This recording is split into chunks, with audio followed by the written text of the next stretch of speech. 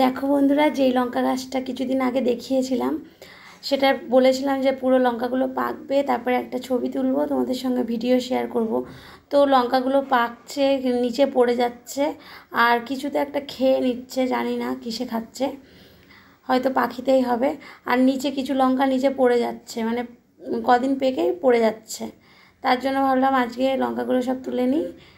তো সব তো তোলা যাবে না, কিছু কচি কচিও আছে, একদম কচি কচি, মানে একদিক থেকে মানে একদিক থেকে পাকছে, আর একদিক থেকে দেখো সব নতুন নতুন ছোট ছোট লঙ্কা ধরছে। এখন ফুলও আবার ধরেছে, প্রচুর লঙ্কার ফুলও ধরেছে, কড়িও ধরেছে, আর ছোটো ছোটো লঙ্কায়ও ভর্তি।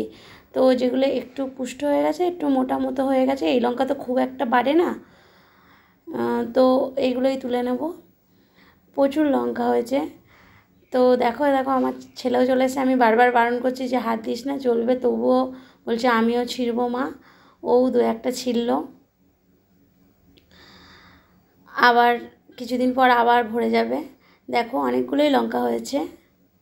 এই লঙ্কাগুলো খেতে কিন্তু দারুণ লাগে, ছানা করে, মানে ছানা করলে খুবই ভালো লাগে খেতে।